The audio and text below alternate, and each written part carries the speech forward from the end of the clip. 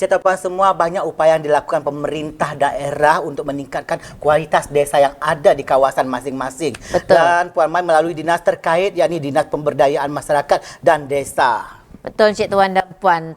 Tujuan apa Cik Tuan dan Puan untuk terus melakukan ataupun memberikan pembekalan Cik Azzi, ya? Ini untuk dan juga pembekalan dan pelatihan ini khususnya kepada pihak penghulu Cik Azzi.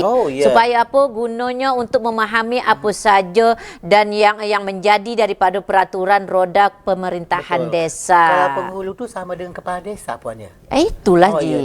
Jadi istilahnya kalau di kampung-kampung penghulu, ya Puan Mai, ya? Nah, macam mana liputannya? Kita tengok. Guna mewujudkan suatu desa yang lebih baik tentunya menjadi keinginan pemerintah daerah, termasuk merupakan keinginan dari masyarakat sendiri. Untuk itu, pemerintah desa yang baik juga menjadi salah satu program utama pemerintah daerah Kabupaten Rokan Hilir. Setiap tahun melalui Dinas Pemberdayaan Masyarakat dan Desa, selalu dilakukan langkah dan terobosan melalui berbagai program guna mewujudkan desa yang handal demi untuk kesejahteraan masyarakat. Kabid Pemerintahan Desa Dinas PMD Rokan Hilir Sugianto menyebutkan dalam upaya Pemkab Rokan Hilir melakukan inovasi penyelenggaraan kepemerintah di tingkat kepenghuluan melalui Dinas Pemberdayaan Masyarakat dan Desa Rokan Hilir berdasarkan Undang-Undang Nomor 6 Tahun 2014 tentang Desa dan Peraturan Kemendagri tentang terkait penyelenggaraan kepemerintahan desa. Baik kepenghuluan yang belum dilantik dan sudah dilantik harus diberikan pembekalan kepada Datuk Kepenghuluan, sehingga Datuk Kepenghuluan Sekabupaten Rokan Hilir dapat memahami regulasi terkait Undang-Undang Nomor 6 hingga Peraturan Bupati. Bagaimana menata dan membina suatu desa demi penyelenggaraan roda kepemerintahan desa. Apabila melihat sejauh ini memang yang diharapkan oleh pemerintah daerah sendiri, pembekalan kepada pihak kepenghuluan dapat dikatakan belum seoptimal mungkin.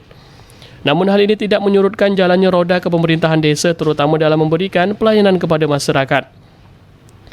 Kedepannya melalui Dinas Pemberdayaan Masyarakat dan Desa guna mewujudkan SDM kepenghuluan yang handal. Tentunya pembekalan dan pembinaan ini akan terus diberikan setiap desa, sehingga Datuk Penghulu dapat memahami apa saja regulasi yang telah diterapkan oleh pemerintah.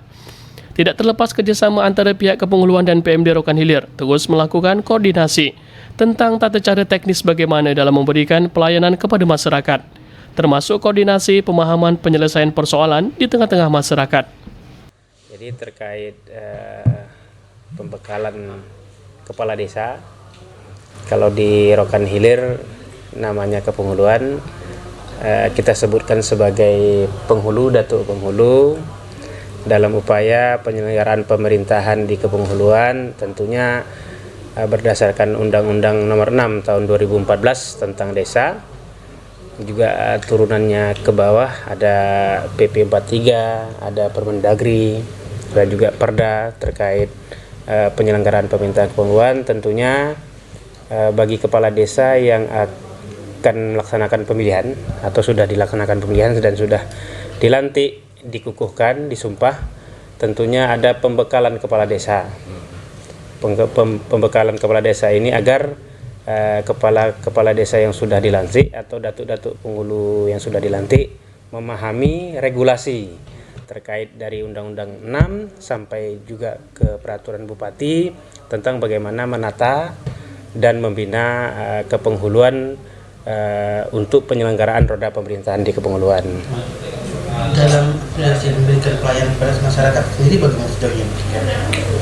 Sejauh ini memang untuk di Rokan Hilir pembekalan kepala desa masih belum optimal untuk tahun ini dan sebelumnya. Mungkin ke depan kita upayakan untuk mengoptimalkan terkait pembekalan kepala desa atau pembekalan datuk-datuk penghulu, termasuk PJS atau pejabat sementara yang menduduki jabatan sementara di kepenghuluan akan kita lakukan pembekalan secara keseluruhan agar pelayanan masyarakat, pembinaan, regulasi-regulasi yang diturunkan dari kementerian ini dapat dipahami, juga dapat dilaksanakan oleh pemerintah kepenghuluan.